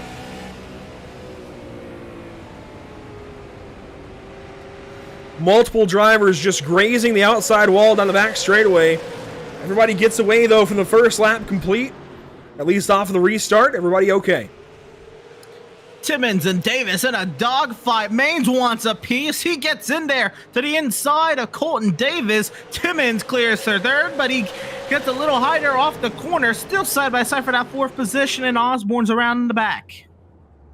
Joshua Osborne, problems at a turn number 4 for him. And he will resume. It looks like a pretty quick spin, as there's very little damage, if any, to that number 40. So that's always a good thing. We don't want to see damaged race cars, especially in the first half of racing. But here's the issue for Joshua Osborne in car 40. About a turn 4, carbon copy nearly of Ercolani. Almost exactly the exact same thing that happened to Ercolani. Avoids the inside wall. A little bit of rear end damage from the contact by the other car, and loop it around, get back going. It's not quite the same, though, for Angel Ortega. This is a replay of him getting into the back of Petrucco, actually just getting hit by Boniface, who unfortunately was the driver who ran in the back of Ercolani. So Boniface involved in both cautions just by, unfortunately, having nowhere to go, and Ortega gets a big hit from behind, and he's already got a bunch of nose damage to that machine, so problems for him, hopefully getting some repairs done, and that's exactly what he's doing currently on pit lane. Still on the lead lap for now, but just trying to get a few repairs. Yeah, that front end took a lot of damage, I would imagine, in another impact. So just a lot not happening in the favor there for Angel Ortega, but he's down and away after 19 seconds of damage repairs, and he'll rejoin the race after EOL's in the 13th position. Osborne also to the rear of the field in 14th. And Ortega will get back after it. And it's good to see him still in this race. A lot of drivers, when they pick a little bit of damage, especially in a race like this, they tend to just call it quits. But Angel Ortega, not of that mindset this evening, wants to keep giving it a fair shot. He started 12th, currently 15th spot. I'm sure he can at least work into the top 10 by the end of this one. Still nearly 80 laps to go. A lot of time left. Oh yeah, and a lot of time for stuff to happen in your favor. We've seen, on the opening laps of races where we've had big wrecks and all. I mean, anything can and almost anything will happen in a race. You stay on it, you give yourself a chance, and who knows what'll come about at the end of it. I know we tote about long run speed being the way to go this evening, but maybe that's not the case. This week we've seen a lot of long runs, but so far tonight, a little bit of stop and go action, and that time Tommy Gossett games the restart beautifully, pulls right back in front of Joel Smith as it's nearly a 3-wide fight behind with Colton Davis searching. Garrett Maines on the top side of Blade Timmons. He's got the nose ahead at his turn 3. Still going at it side by side, trying to roll the outside there as Maines. Timmons bites it hard down low. Side by side, Timmons pushes up the racetrack a little bit. Some side by side contact, but it's still the 31 nosing ahead into turn 3. Maines hanging on up top, defending beautifully. Lap 25 complete, 1/4 of the way done in this 100 lap super late model feature. Joel Smith that time fastest at a 16:13 as he's right on the coattails of Tommy Gossett, and there's a crash behind Jeb Jones. And others, one car on its side. That's the 08 of Andrew Jones, I believe. They're still wrecking. Actually, it was Josh Cottle. Wow. And it all started with that red number 11 with the blue headlights on his machine. Let's go back and get a replay. Big issues at a turn 2 that time for the 11. So watch Jeb Jones. The red and blue number 11 car on the top side of Michael Folds loose out of turn 2, goes down the racetrack, and something else actually happens with everybody else, but it just balloons, really, and just gets worse and worse and worse, especially for Josh Cottle, who climbed the wall briefly. Well, I think the 09 clipped just a little bit of Jeb Jones, but enough to get the car out of shape. And he started to lose a little control, and I didn't see what happened to the rest of his incident. Well, he checked up and Cottle hit him. Wow. Yeah. Wow. A lot of drivers narrowly escaping much worse outcomes in all of that. Very, very close between everybody, but let's get one more view here. Jeb Jones goes up the racetrack, comes back down spinning. Michael Folds barely taps him. Cottle does not get the message and runs to the back of Folds. Cryer gets away from it, sliding it looks like. He actually might go fully around as Cottle climbs the fence out of contact. And, man, the number 1 coming down the racetrack, that could have been bad as he came back across a couple of noses. Oh, McCollum, he was right in the middle of it. The wreck was happening all around him, but he slowed down just enough. I mean, that was chaos. Let's actually ride on board with him here in the gyro. We haven't used this much this week. Gets into Cottle. You see Cryer spinning. And Cryer gets away okay. Just, wow, a lot happening. That's difficult to keep yourself calm, cool, and collected, and it's easy to overreact in incidents like that. And of course, he did make a little contact at the beginning of the incident, but just a whole lot happened there. Unfortunately, Josh Cottle may be done. He's 2 laps down, a lot of right side damage. I wouldn't be surprised at all to see him out of this race. As our race leaders will take the 1 lap to green signal, it looks like that time by the start finish. And yes, pace car lights have been extinguished. Cottle is still in the pit lane. Otherwise, 14 cars still on our lead lap after 30 laps of action, just about 1/3 of the way through this one. This is definitely, I think, the most competitive race we've seen so far. I guess out of the most cars involved. We've seen competitive races with 2 or 3 guys, maybe even 4, but we've still got 6, 7, 8 cars I think that could easily win this race. Maybe even the entire field. As we go back, green flag racing, Tommy Gossett, another fantastic start. Left the entire field sleeping that time in turns 1 and 2. Garrett Maines back on the outside of Wade Timmons, the fight for 3rd.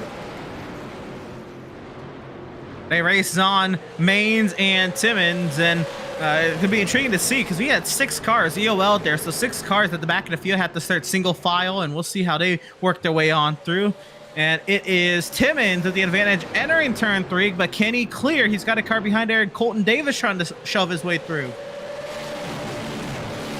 Everybody by the speed shot that time into turn 1. And contact, Timmons is going to go around. And we've got a big crash again in turns 1 and 2. More cars involved, including Andrew Jones. Wow. I think we may have escaped major damage from a lot of those, but Timmons, he had just maybe had gotten cleared there. I think maybe Maine tried to fill in directly behind and wasn't able to. It was Colton Davis, I think, actually. Well, we'll see it. It might have been Garrett Maines. I know Davis was right behind there across the line. And I think it's going to be contact from Colton. Yeah, it is, on the inside there. Right. And that sends the 23 around, who ends up collecting really nobody. It's other cars that get involved trying to miss him, involving Kendrick Cryer, it looks like Michael Folds, maybe even Jeb Jones and Joshua Osborne. And a lot of cars are in the pit lane as a result of this, Emerson.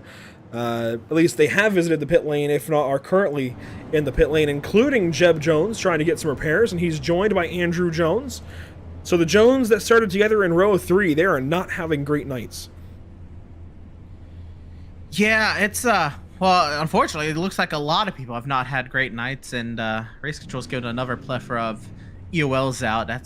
We're at 7 here. There's a lot of people here in the pit lane as well getting damage. It's been a tough go. The Jones will pull away as you have the 1 and 11 both.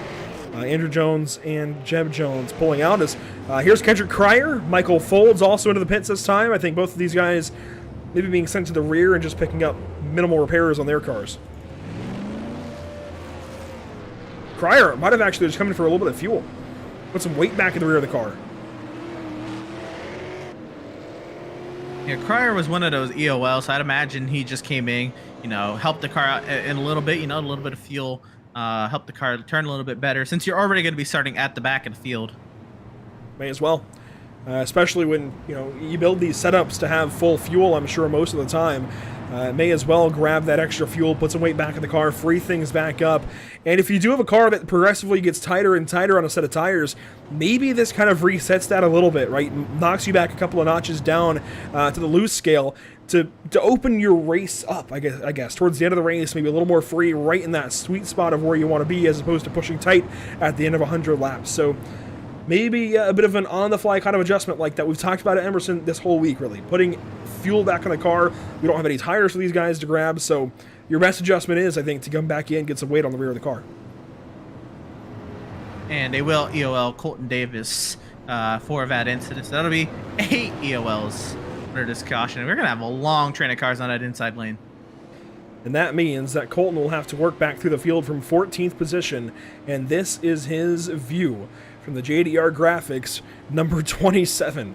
Wow. That's going to be tough. A lot of single file cars, only 3 rows, it looks like, doubled up at the front of the field as we'll restart on lap 40. Green flag flies. We're back after it here at 5 flags.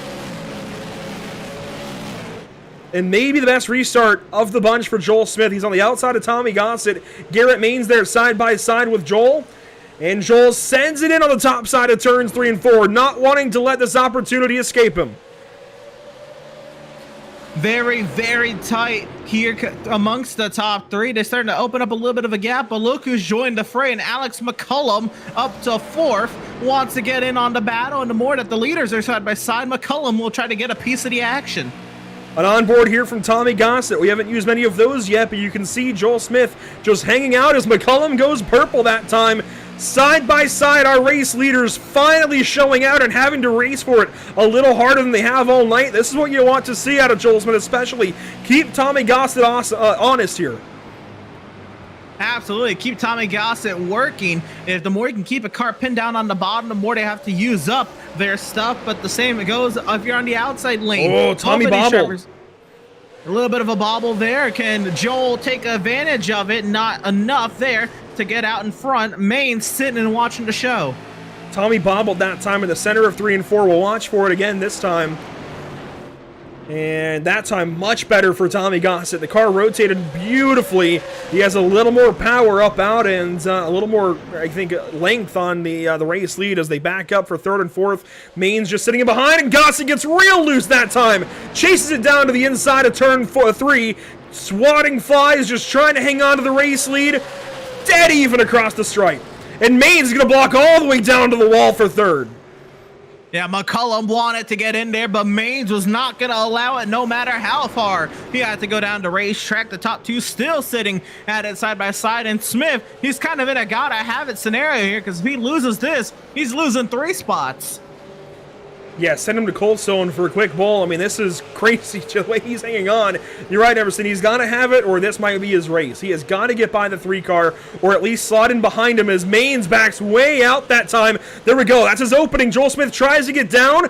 That might have been a shot in the foot because, well, no, Garrett Maines up the racetrack loses a bunch of time. Here comes McCullum. McCullum gets in there. Now Maines is on the outside. That was exactly what Smith needed. I'm sure Smith wanted to ride more than fight at this point of the race, and McCullum wants the podium. Maines isn't going to give it up. Petrucco to 5th, and Timmons got real loose that time as it's a big slide out of McCullum here fighting for 3rd with eNASCAR iRacing Coca-Cola Series driver Garrett Maines.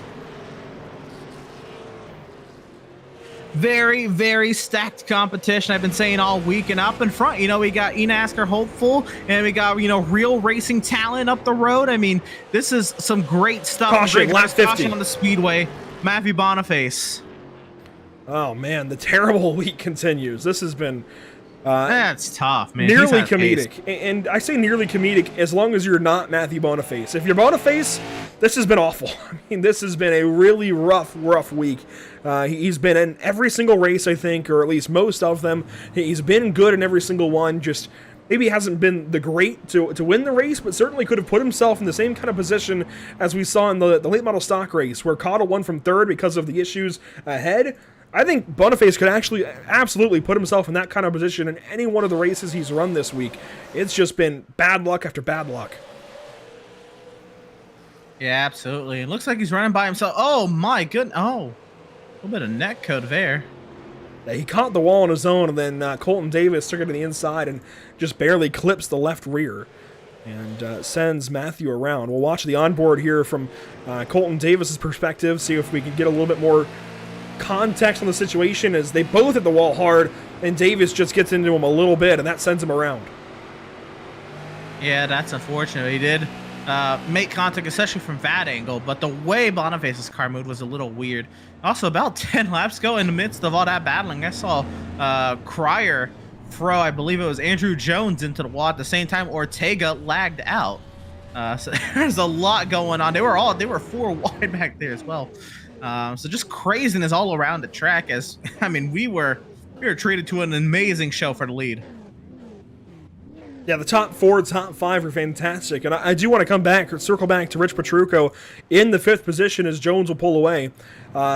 Rich Petrucco, he started 15th position, did not take a qualifying attempt, and he is, well, technically credited with 17th starting position. He is currently 5th. I mean, what a run.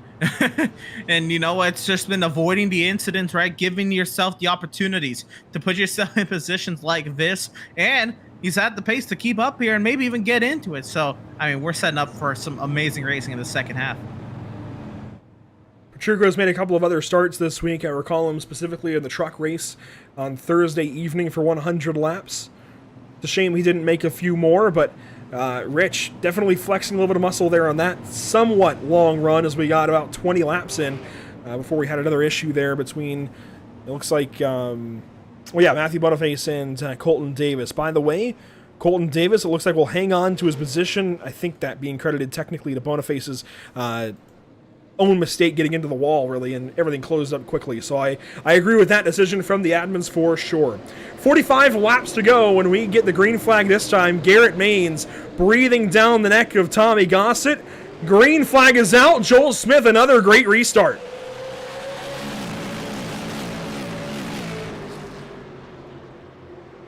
Smith hanging on to the outside of Tommy Gossett. 45 to go. It's side by side. Your first 2 rows deep.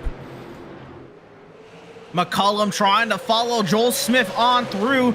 Joel Smith trying to see if he can hold on to the outside of Tommy Gossett. And this time it looks like he's more apt to fight. Pulling up alongside, more neck and neck into 3. Gossett up the racetrack. He slid that time, losing front end grip.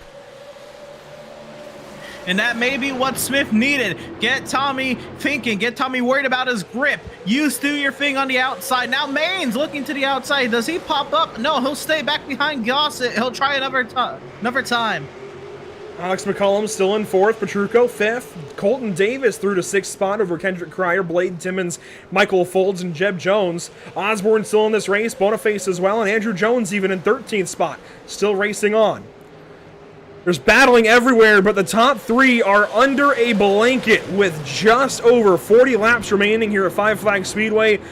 If you're just joining us or recently joined us, thanks so much for watching here at Pit Stop TV. This is Day 7 of Elite Performance Industries Speed Week, and look at the battle for the final race on the week and the biggest purse as well, side by side out front. And these drivers, they absolutely wanted everybody laying everything out on the track. Gossett, oh, there goes Petrucco. Oh, no, cars around. Petrucco going around, and he was not alone, as I believe one other car went for a spin cycle with him, but all things considered, that was a quick and clean yellow. Somehow, we avoid getting anybody really torn up in that. That could have been a lot worse. Absolutely. It's like the onboard of Colton Davis. That's the car that ends up turning the other 27. 2 27s fighting here, and Colton just kind of lazily, unintentionally for sure, drives into the back there of Petrucco. He does not go for a spin, but Petrucco does. Yeah, I mean, obviously got into the back of him. I think he's just trying to fill in behind, but misjudged it. We've seen it happen before. Colton Davis, Petrucco getting the EOLs there. It's been a tough go. Colton Davis has been involved in a few of these. I think 3 of them to be exact. So yeah, it's just kind of been one of those days for Colton, unfortunately. Here's the replay from the tower cam. And this will really tell a lot more of the story once again. Colton just comes up at a turn 2 and has, you know, really just running his stuff, running his line, but the way that nose protrudes from the car, gets into the back bumper there if Rich Petrucco turns him around. Absolutely not intentional. That's just a matter of close racing between these guys, especially if you haven't run these cars recently, or if you just haven't run them a bunch. Maybe a little bit surprising how far the nose and the rear bumpers stick out, and just how much room you got to give cars around you. Yeah, and again, you know, the whole point of this week, Andrew, was to give more attention to these disciplines. So, you know, maybe these guys, they haven't ran them in a bit anyway, and you know, those noses are pretty long. The rear bumper, you know, hangs a little bit, I guess, longer from the spoiler than usual. It is a long car at that. Lap 65 of 100. We're just about 2/3 of the way through this race as pace car lights remain on. Tommy Gossett, the leader. Joel Smith second. Then Garrett Maines, Alex McCullum. Now Blade Timmons in 5th. Kendrick Cryer up to 6th position after all that he's been through today. Maybe should have won the late model stock race, and now trying to claw his way from a 13th position starting. 13th position start, I suppose you could say. It's been a rough go. From what was it, 10 laps to go in the late model stock race to now, it has been a rough time to be Kendrick Cryer, but 6th place in car 66, maybe something turns around here. Plenty of time to do so, and the way these leaders have been battling, I wouldn't count anyone out. And you know what? He's in car 66.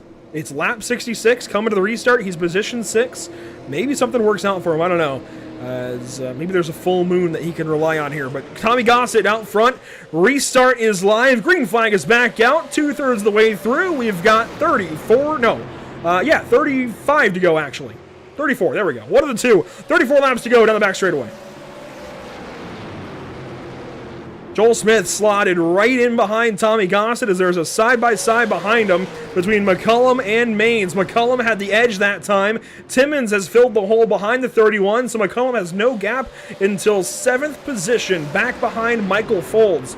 So, yeah, this is another one of those gotta-have-it moments, Emerson. He has got to make something out of this. Absolutely. He's got to keep himself afloat in this battle for sure. Maines looks like he's losing a little bit of the front end there. McCullum not able to take advantage of it, though. Now has the nose ahead coming through turn 3 and trying to get the run up off the corner, but Maines powers off. Side by side, they stay. Garrett Maines has been on the bottom side of a lot of cars tonight, just trying to get those spots away, but this time might have finally met his match, as McCullum just has a little more pace up top, I think, but trying to fight from the top side is no easy thing. He's still not clear for 3rd. And problems in the back. Jones and Boniface. Oh, we no. stay green for now, but I can't imagine we'll stay green as Jones is still slow. We might stay green flag as there's contact. McCullum at the racetrack. McCullum now loses sight there of Maines, now falls back. Whoa! How about that? No. Oh, man. Big Kendrick contact. Cryer sent McCullum. Intentional or not, McCullum pulled down in front of Kendrick Cryer, and Kendrick said, nope, you're out of here, buddy. Oh, man. Wow. That's short track racing, Emerson. Oh, yeah, and you know what? He could have done something that at the end of the last race, but they were both at the back of the field. There wasn't too much to fight for. The next race, you know, this well, McCullum race, also pulled off, so this is one of the first times Kendrick's been back to him, as there's contact between Maines and McCullum. Incidental, really. But then Alex pulls right down in front of Kendrick Cryer here and chop blocks his nose, and Kendrick says, nah, you're done. As, wow, McCullum's car was in the air as Folds had nowhere to go. And, you know, that's weird. That's an interesting situation because it's hard to say if it's entirely intentional. So let's get a replay just to confirm here from Kendrick's perspective, and we'll see the wheel movement. This will really tell it. Well, Alex is furious. Yeah. And And Cryer was disqualified. So that's what the admins think about it as well. You know, and that could go a lot of different ways. I think if you're Alex McCullum, realistically, you shouldn't chop block somebody, and that was the punishment of probably getting moved out of the way if Kendrick holds the wheel, but Kendrick clearly junked him.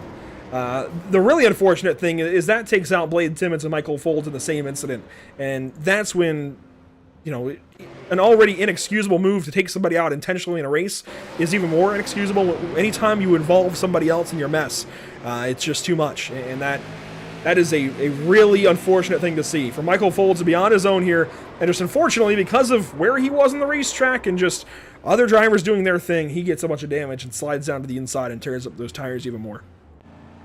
Yeah, that's tough, and that's a rule that I like to kind of preach when I host races or leagues and all. Is, you know, I don't care about you two getting into it, but you involve somebody else, that's when it becomes a problem, and that's unfortunate there, because Timmons has been, you know, working through this race through a lot, and it was tough. But yeah, McCullum, he's still not letting up. It's this is short track racing. I can't believe we've gone this whole week, Andrew, on a half mile, whether it be dirt or here, Five Flags, Volusia, or Five Flags, and this is the first time we've really seen someone junk someone.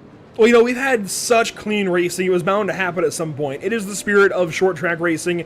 As much as I know Tyler's kind of rolling around about it right now, and I don't blame him. That's not what you want to have if you're the promoter of this event, and in this case he is, so I get it. But that's entertainment, and it's entertaining for us, and it's so unfortunate for Alex McCullum. I hate it for him. It's still inexcusable anytime you crash somebody intentionally, but it's entertaining at the very least, as we have 23 laps to go, and we're back green flag racing here at Five Flags Speedway. Tommy Gossett, Joel Smith, Garrett Maines, still your top three.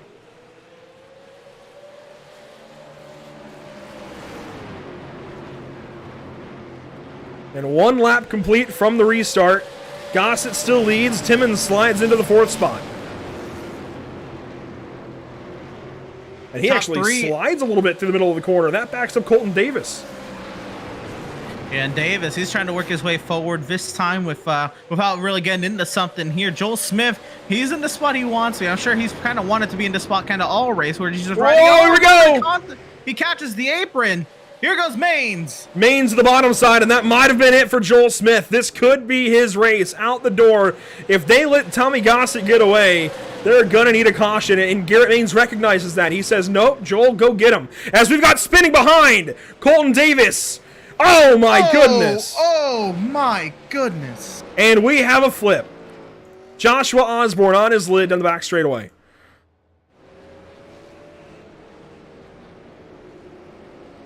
Wow. And the word already is Colton Davis is done. Out of the race. Wow. And that comes straight from head admin, if you will, race promoter himself. I mean, you know what? Admittedly, this is 4 cautions, and a lot of leagues, a lot of series, a lot of, you know, promoters, whatever, do have a 3-strike you're out rule. In this case, oh, that's a really tough one. That is a really tough one. It's tough, but I'll get it from, you know, the admin side of things. You know, if there's a common denominator, I mean, something's got to happen. It's been multiple times tonight. I get it. Colton's just been racing hard though. I don't fault him, you know, for getting at it. It's a fun week, but you know, at some time, I guess admins do feel they have to step in, and fair enough. I mean, that was tough. And a big incident there, and Osborne nowhere to go. It's right on board here with Josh Osborne. This is a big hit. I've not seen one like this in a while in iRacing. Catches that concrete wall on the back straightaway and just goes straight up and over. That is... wow.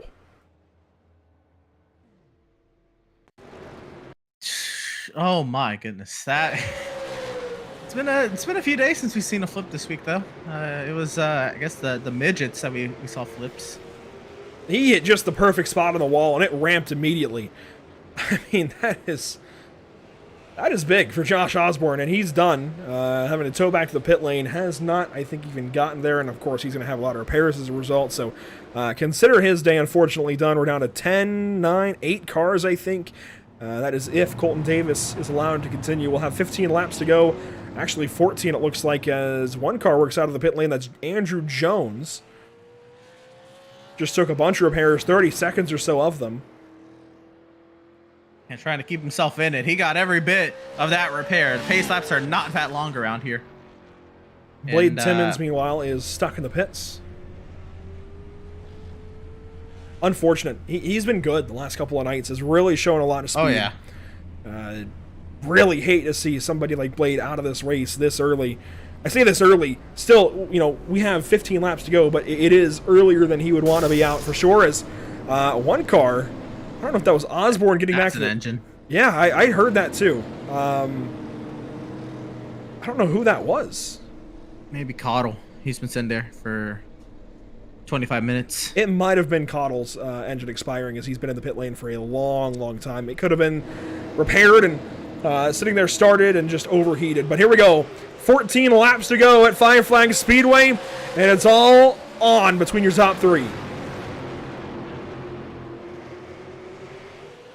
Tommy Gossett leading, Joel Smith trying to get into second, Garrett Maines in third. He's going to let him get there. No contact between them that time. McCullum back into the fourth spot. Crazy how that worked, but we're now... Oh, they're stacking up. Contact there. They all stack up, and they all keep going. Maines on through to second. McCullum needs the third. Joel Smith, I think, might have just lost this race. He had a great chance the entire way, but if we get another caution, he can restart directly behind Tommy Gossett, so you never know if maybe he can find a way to the inside of that 3 car. But for now, Joel Smith, maybe the best or second best car in the field, is lined up third, and Garrett Maines has an opportunity to just try and drive up to the 3 car and make a pass with 11 laps to go. And he cleared McCullum nicely, allows Petrucco to join Vatrain and on board with Maines as he sizes up Tommy Gossett. 10 laps to go, 5 miles to settle it here at the end of EPI Speed Weeks, and who wants it more? That big stack up in the center of the corner, I think Tommy Gossett was trying to pace them, slow them all down, and, keep his race going, and it worked. It backed everybody up, got everybody into one another, stacked everything up, and his closest competitor up and out of the way. Now Garrett Maines trying to reel him in for this race win in the Supers at Five Flags. We're going to have 8 laps to go this time by. They race on. Smith approaching the rear end of Maines. Now Maines needs to pick up the pace here if he wants anything to do with Tommy Gossett.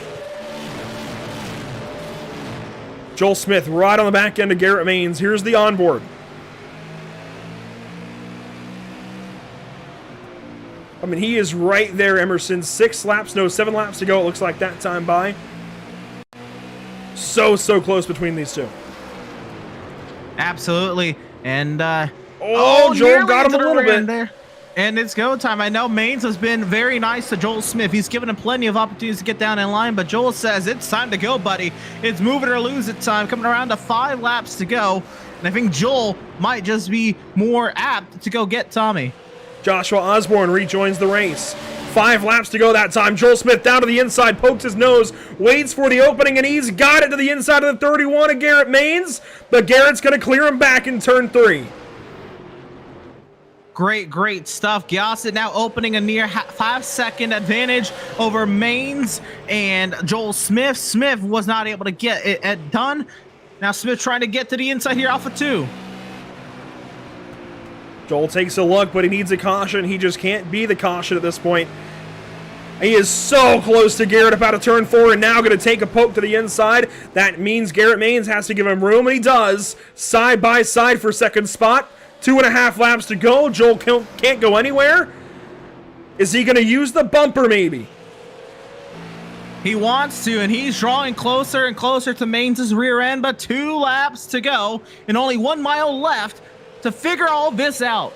So much respect between second and third right now, but it's all Tommy Gossett with the white flag presented by Whiplash Simcams. 1 lap to go at Five Flags for car 3. He has got a half second and more between himself and an eNASCAR iRacing Series Coca-Cola driver.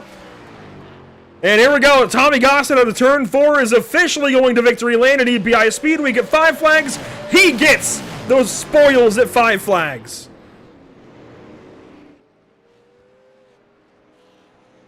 What a job from Tommy Gossett. He did everything right. He qualified on pole. He held his positioning. He didn't flinch in those battles where he had to duke it out with Maines and Joel Smith and the like. And deservingly so, we'll do some burnouts on the front straightaway and is the winner here with the super late models to close out Speed Week. A very deserving burnout here on the front stretch in virtual Pensacola. I'm not sure if he ran the iRacing Winter Derby, how he did in that race or whatever, but under the fireworks here at Five Flags, grabs a really, really important win for himself and puts all of his sponsors and teammates in victory lane. A really impressive run out of Tommy tonight.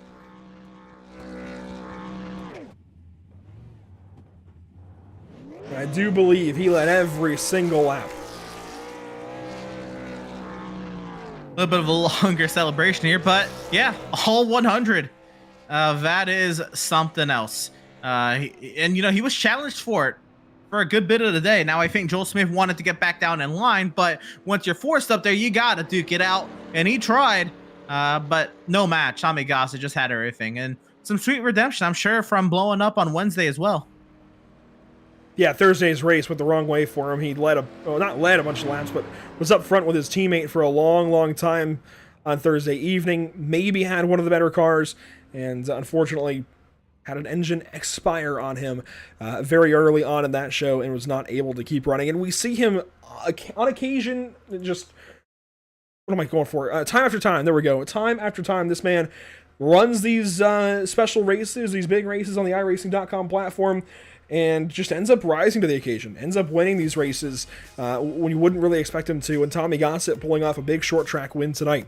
Let's go through your unofficial results, Emerson. After 100 laps of super late model racing, Tommy Gossett grabs this win, as we've mentioned, over Garrett Maines and Joel Smith. That is an impressive top 3 and top 5, really. Extend that down to Alex McCullum and Rich Petrucco. Yeah, absolutely. A stacked top 5, but doesn't stop there. Colton Davis able to continue. He'll finish 6th. Last of the cars in the lead lap, Andrew Jones finishes 7th. Michael Folds 8th, and Matthew Boniface 9th, with Joshua Osborne taking a tumble. He'll go upside down, but he'll still finish in the top 10. Finishing 11th this evening for the super late models, Blade Timmons. Unfortunate that he was taken out when he was.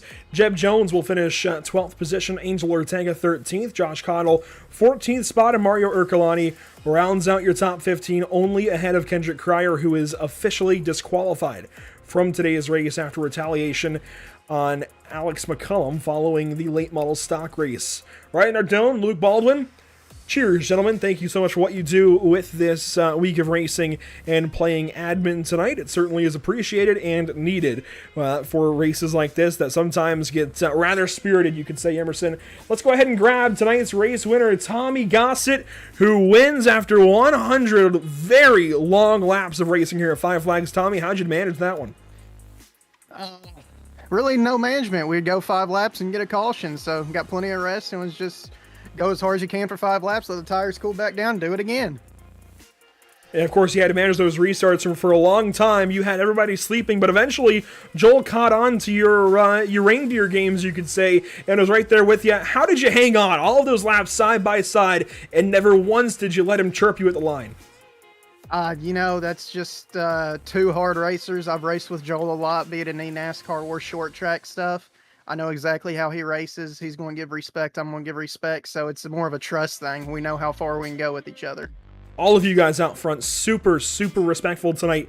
That, I think, between you, Garrett, and Joel, may be the best example we've ever seen on iRacing of just respectful short track racing. That's got to make this feel even better. Oh yeah, for sure, for sure. It was a great race. I enjoy racing with Garrett. Of course, I race with him a lot. Joel, everybody. Alex could have got up there too before that unfortunate incident happened with him and Colton. I think it would have been a great battle between the 5 of us. Well, Tommy, you're going to victory lane and taking some cool cash tonight. How do you sum that one up into a few short words? Insanity. One word, I like it. Tommy, congratulations. Live this one up, celebrate a little bit. Hopefully we'll see you again soon. Yes, sir. Thank you. Tommy Gossett tonight, a big win in the final race here for Elite Performance Industries Speed Week. And Emerson, how about Garrett Maines' black license here going P2? Yeah, NASCAR driver Garrett Maines, he showed up today and showed out, went from 8th to 2nd throughout the race tonight. A hectic 100 laps. Garrett, tell us about it. Yeah, it was definitely a little frustrating there. I was struggling with rotation late in the corner, and definitely wish I hadn't made the adjustment before the race. But I was just lucky to be able to get into P2 there at the end, and I didn't have anything for Tommy, so props to him getting the win tonight. Yeah, it looked like it was a tough go once you got cleared to 2nd, but some great racing amongst you and Tommy, Joel McCullum, and everyone else who joined the fray. What was that like? Just laps on side by side, and I imagine I saw you let Joel in a couple times. Just great camaraderie amongst you four as well. What was that like? Yeah, I mean, there were a couple situations there where, we were all parking the bus, trying to get a move on, and then, just the accordion effect. While we were running in line there, nobody wanted to make any contact because it's so hard to not turn somebody in these cars. But that one time, he got in the back of Tommy, I got in the back of him. It's like, I can't give you a freebie this time, and I had to take it there. But I knew it was going to come back to me. I didn't seem to have the rotation I needed on exit, but I was happy to be able to hold on to that and battle it out because I was around the drama the entire race. Like, it was happening in front of me, behind me. I seemed to be the first car not involved in all of that. It certainly seemed like that, Garrett. A crazy race. You'll come home 2nd. Good chunk of change. Congratulations to you on a phenomenal race, Fran. And best luck to you on what you do next, man. I appreciate that. And I got to give a shout out to MCU Body, Lennox, the guys at Ryko for putting this piece together. It was a good car tonight again. It's really fun to get to race this car in the snowball and to bring it back here and have some more success. It was cool. So big shout out to them, and we'll have to do this next time. There you go. Garrett Maines, a solid P2 this evening. I've been able to meet him a couple of times for NASCAR race weekends down in Charlotte. Really do like the guy. Very down-to-earth gentleman, and just really cool to hang out with. Let's go on down, though. Joel Smith goes P3 this evening, and I'd imagine he feels he should have finished at least one spot higher, Joel, if not two. What happened late in the race?